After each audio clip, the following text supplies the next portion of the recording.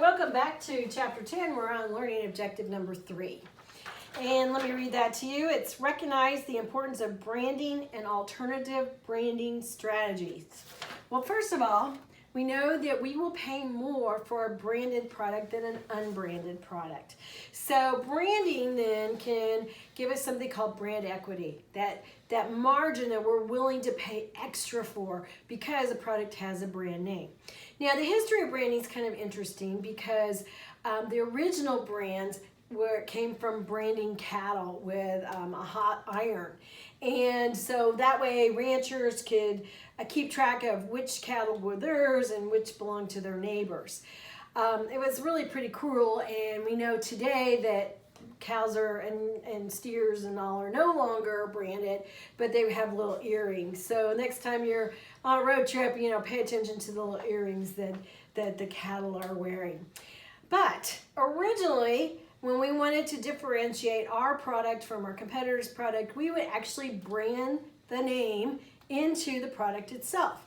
Some examples today would include like the Hershey bar. It actually says Hershey on it.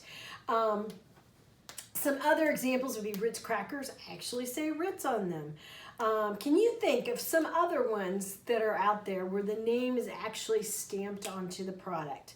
There's a lot of clothing that we have, where the name is actually a part of the product. Think about like shoes, and the name doesn't have to be just a word. It could also be, a symbol, or it could be a color like the golden arches, that sort of thing.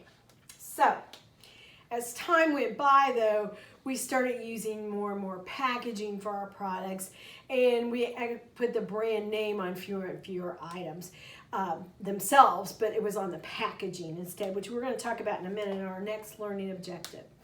Now, we've got several different strategies in terms of our branding. First of all, we have to think about who owns the brand, okay?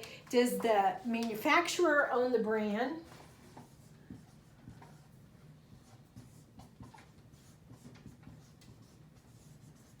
Sometimes these are called national brands or international brands.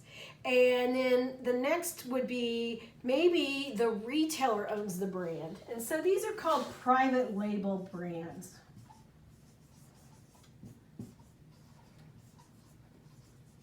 So for instance, if you really liked the JCPenney towel, the only place you can get one is at JCPenney's. Or if you liked Arizona jeans, again, JCPenney's is the only place you can buy Arizona jeans. So if people are loyal to a certain brand that is only sold at the one store, they become not only loyal to the brand, but also loyal then to the store. I used to buy a lot of Craftsman tools for my dad and my brother and so on. And the only place at that time you could get Craftsman tools was at Sears. So I would be loyal to Sears as well as to Craftsman tools because they would fix the tool if it ever got broken. Retailers love private label brands as they're cheaper for them to buy at wholesale than the national brands, and they can pass that savings on to their customers and make a higher profit. And in many cases, it's exactly the same thing.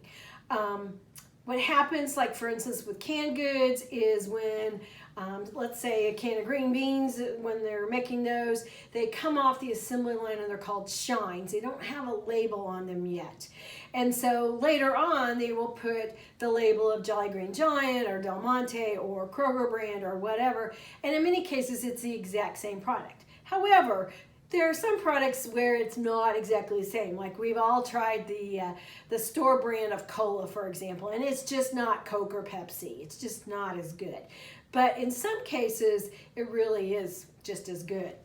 The more education you have, the more likely you are to buy private label brands. We also see every time that we have a recession, a lot of people will switch from a manufacturer's brand to a private label brand, and they realize it's pretty good. The other one we have is called the generic brand.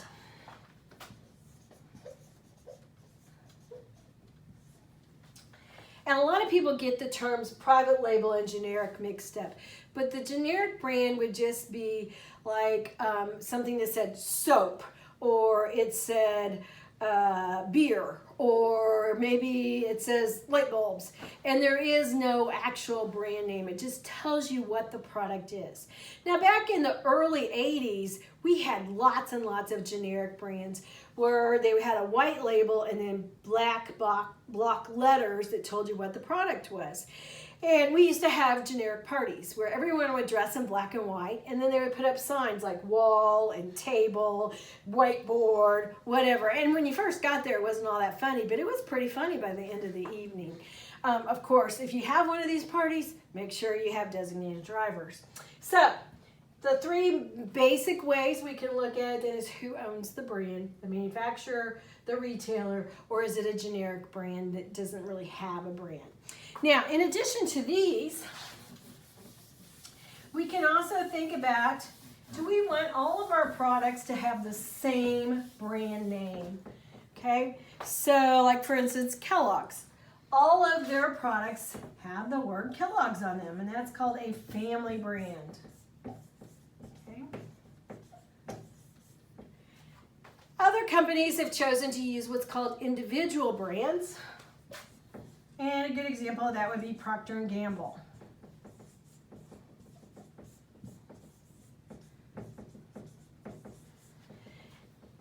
You oftentimes do not know that a particular product is made by Procter & Gamble unless you turn around to the back and read the small print on the product. So they have like Tide and Cheer and a number of different kind of soap products. And you would think that these were all competitors made by different companies. But if you look in the small print, you see it's actually manufactured by Procter & Gamble. So they don't use the family branding. Now the other thing that can be done is a combination of the two, where we use both the family brand name and the individual brand name. So you'll remember we recently talked about the Ford Mustang. All of Ford's products have the word Ford on them. That's the family brand. But then each individual car or truck also has a brand name, like the Mustang, then it would be an individual brand. So we would put that in the combo category. I hope you enjoyed learning a little bit more about branding, and we'll be back in just a moment.